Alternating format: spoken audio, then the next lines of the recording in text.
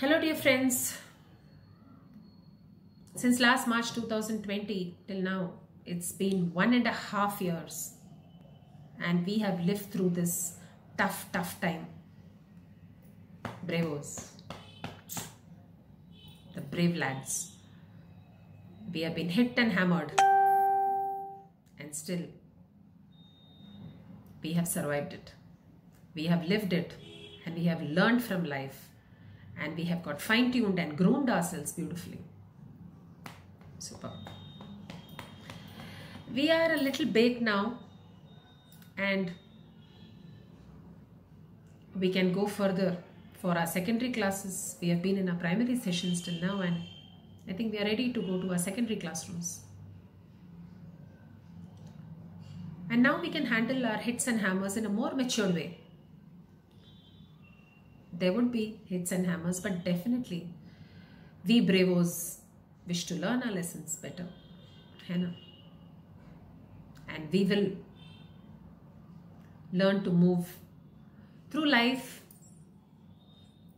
Life is a fluid, a river, and all of us have our own boats and we want to flow through our boats happily, comfortably, safely, without hitting any other boat. Without causing any other accidents to ourselves or others. And we want to have a nice ride through life. And the more unconditional and joyful we are, the easier it would be for us to flow through life. Most of us have so many combinations of unconditionalness and conditionalness in ourselves. We are a permutation combinations of so many aspects. In so many aspects we can be very unconditional, in so many aspects we can be very conditional. We don't know what we have been exposed to. In so many lifetimes, in this lifetime, from our parents, from our families, from our relations, from our situations and from so many outer environments, we have received so many conditions into our system that we don't know where we are too conditional or too logical and where the logics and conditions are so much that we are unable to flow. Somewhere if the conditions become so strong that I will be happy and joyful only if this happens. Otherwise I emote pain or fear or worry or anger or anxiety, which are all self-defeating emotions. They defeat their own selves and somewhere create a stuckingness in me where I'm stuck and I'm unable to flow. Let me show you as an example. Aspects where we could not be unconditional in the past, such as anger emotion, which we have been holding since probably multiple lifetimes. Anger would have further created anger, such as a giraffe can create only a giraffe. A horse can create only a horse. So too anger could create only further anger. That anger creates further anger. That anger creates further anger. And so on and so forth. Since anger is a self-defeating emotion, it defeats itself. It creates an energy knot. It creates a knot of energy which holds you back, which is not allowing you to flow further freely in the river of life. Such as pain, creating a different kind of knot. Similarly, there could be many such energy knots in your consciousness, in your mental layer, in your energy layer, in your emotional layer, in your physical body, in your pranic body. There can be many energy knots which are stuck, which are causing you discomfort, which are somewhere causing you not to be at ease, rather than causing some kind of a disease.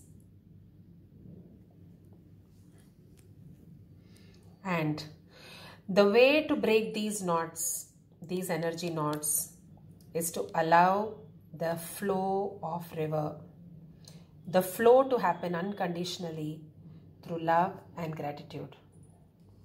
Because love and gratitude creates further love and gratitude, creates further love and gratitude, creates further love and gratitude.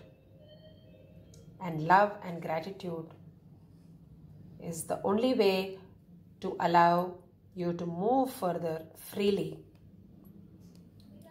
which is expansion, which is the true expansion. Friends, let us not get stuck, and let us keep moving through this river of life unconditionally and joyfully. We all have our own karmic patterns, we all have our own issues, but let's be there for each other. Let's sing together, dance together, pray together, meditate together, chant together, and let's help each other raise the consciousness and grow each other's perceptions. Because this is a beautiful time of consciousness, and it's beautiful that we are alive with a physical body on this dimension at this period of time. And not to worry about people whom we have lost.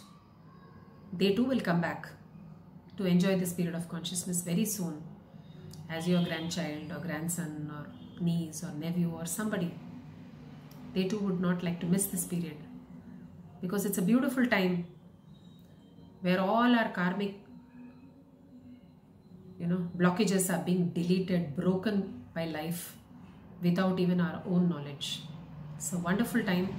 As even Sadhguru says, that 5,000 years after Krishna is leaving the body, there will be a beautiful period of consciousness. And this is the time now. So dear friends, let us enjoy this beautiful period of time where we can learn from each other, where we can grow our perceptions, and we get much more clarity about our soul design, about our own soul goals. Since the last Kartik Purnami and this Amavasya and further, there are big shifts in the consciousness. And let us be, we are the privileged souls to be here during this period of time. And let us enjoy and flow through life. And flow through life beautifully. Sarve bhavantu sukhinah, sarve santu niramaya, sarve bhadrani pashyanti, ma kaschid dukkha bhag bhave. Om Shanti Shanti Shanti.